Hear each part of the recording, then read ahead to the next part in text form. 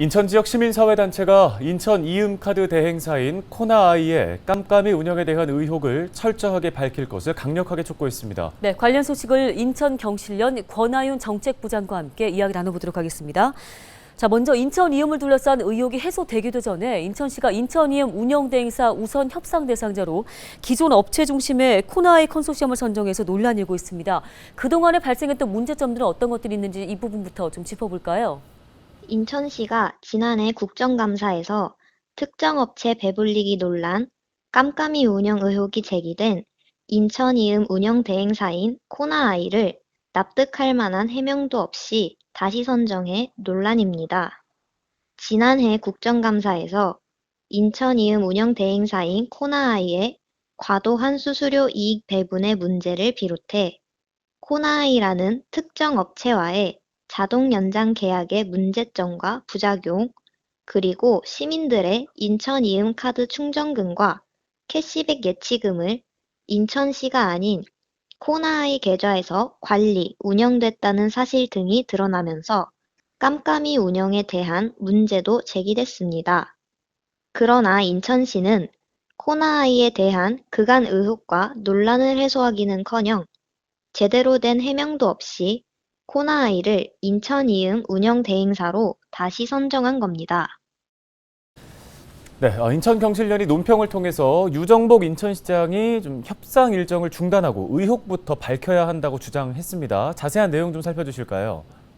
지난해 국정감사에서 코나아이에 대한 특정 업체 배불리기 논란, 깜깜이 운영 의혹이 제기되자 인천시는 이들 의혹과 논란을 해소하겠다며 인천이음 대행사업 회계정산 검토 용역을 발주했습니다.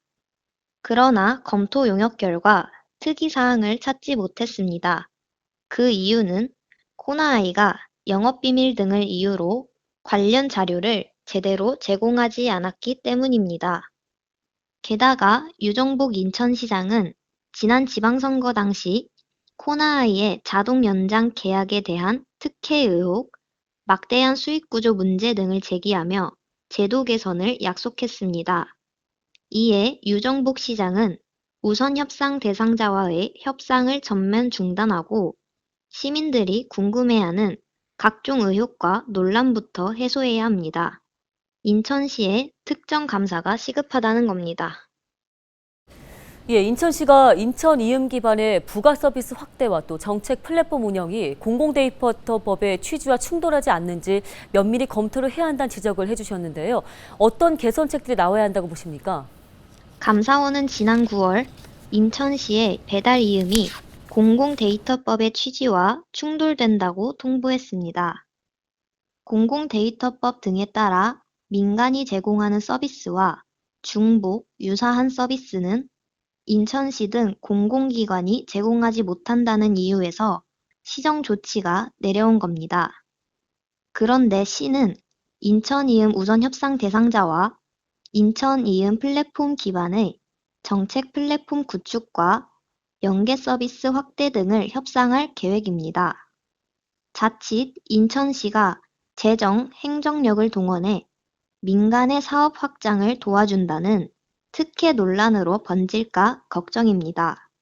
한편 시책 홍보를 위해 230여만 명이 가입된 플랫폼을 활용하겠다는 방안이 차후에 민관 간의 소유권 분쟁 등으로 이어질 가능성도 있습니다. 이에 향후 나타날 수 있는 논란을 사전 차단하기 위해서라도 인천 이음 사업 전반에 대한 점검이 필요합니다. 네, 알겠습니다. 말씀 여기까지 듣겠습니다. 인천경실련 권하윤 정책부장이었습니다.